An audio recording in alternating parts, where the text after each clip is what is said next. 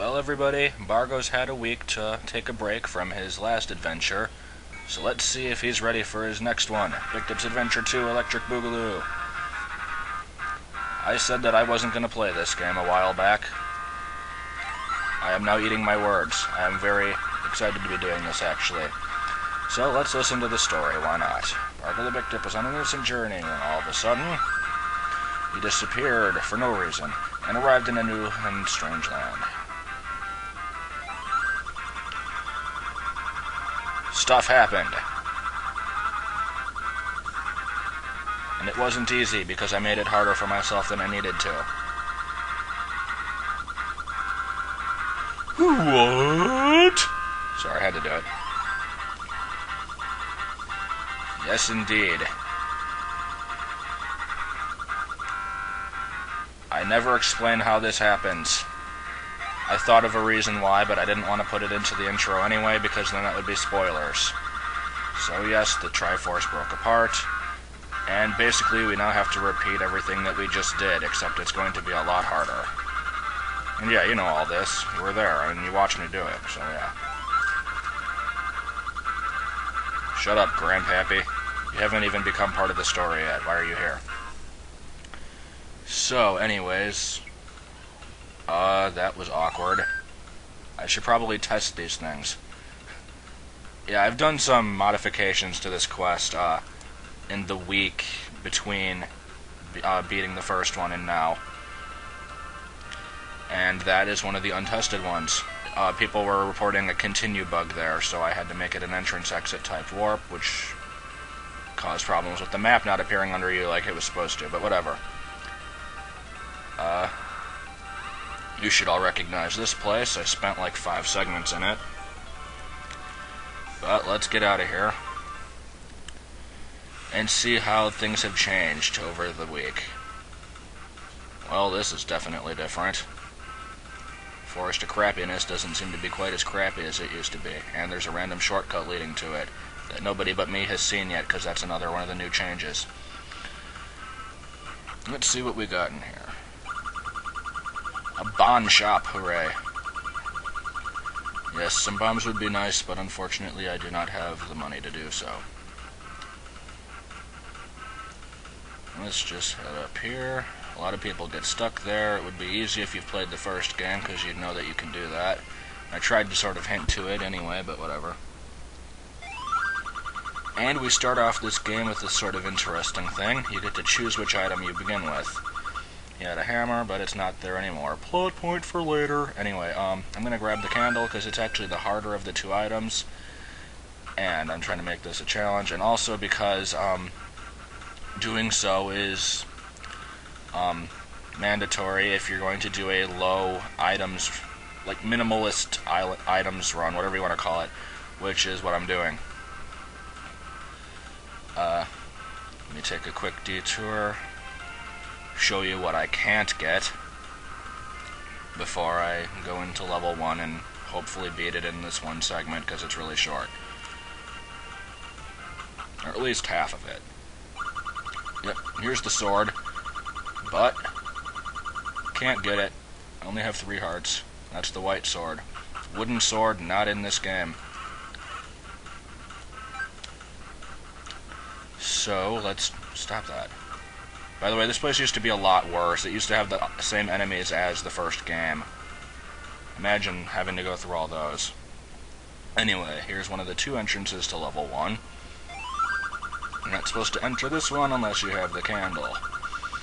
Recent change to this is I have them give you money, so then they disappear, which means you don't have to listen to them say that every single time you go into that room. It got kind of annoying.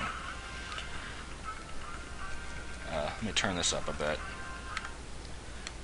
The sound is a bit funky. I had to reinstall Zelda Classic because of a just random mishap, basically. Whatever. Here is the compass that we will not need at all. And I'm getting damaged for no reason. And I have to cough, as I hinted to earlier today, but I will try my best to hold that in.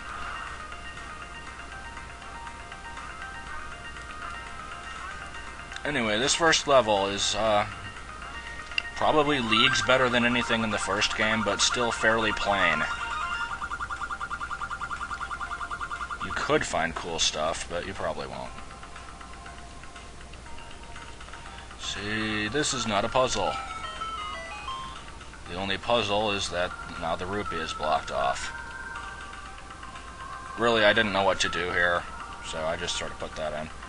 Yeah, you go back in and you can get the rupee because the trees respawn. Here, I don't have a key, so I have to just keep on going. And now we got enemies, hooray. And I'm gonna die, hooray. Oh, forgot continuous heartbeat. Let's see if we can get a heart from something, because I don't want to die immediately. I could just hit the... I could, like, continue, but that would waste time. Yeah, there's a secret over here. Heart piece, not getting it. This room would kill me if I lit it up. It's kind of an evil beginner's trap sort of room. I really don't know why I made it like this. I thought it was clever, but it's really just more of a jerkish thing to do. All the black spaces hurt you, and if you light up the room, then everything hurts you, and there's no safe path. How the hell did I die there? Well then, I see this is going to be a wonderful playthrough. Yeah, this game's harder than Bikdip's Adventure 1. My restrictions, I'm not sure if it will be harder or easier than my playthrough of it, though, and I really shouldn't have gotten hurt there. Yeah, to do that, I think I started to save but then got cut off. You can only use the blue candle once per screen, and I don't know why I just used it there.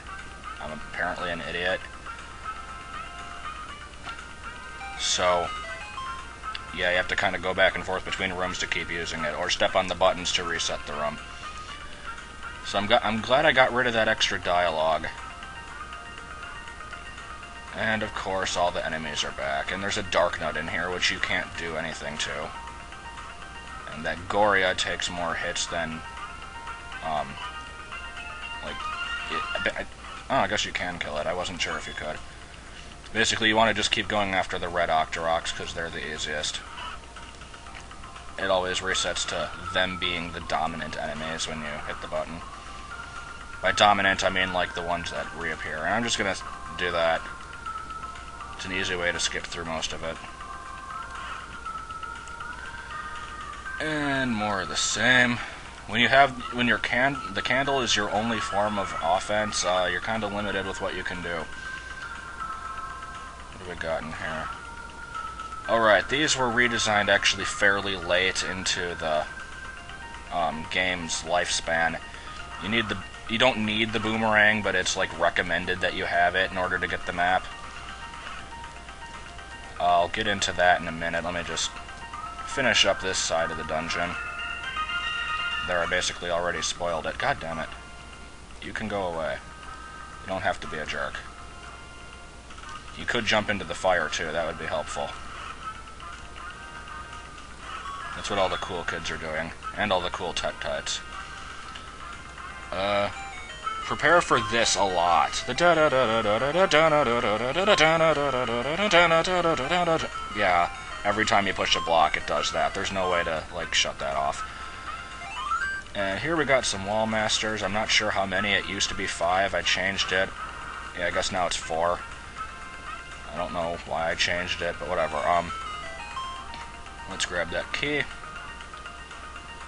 If the bats don't kill me, which they obviously are going to. That would be kind of pathetic if they did. I have to hope that I can get out of here without them hitting me. It's not like I have a lot of dodging room. That is so pathetic. Sigh. Oh well. I don't feel like restarting the whole segment, so we'll just deal with that, I guess. Good lord. I don't think the whole game's gonna be like this. I certainly hope it's not. I think I'm just having an off day. I don't know what my problem is. I never die in this game at all.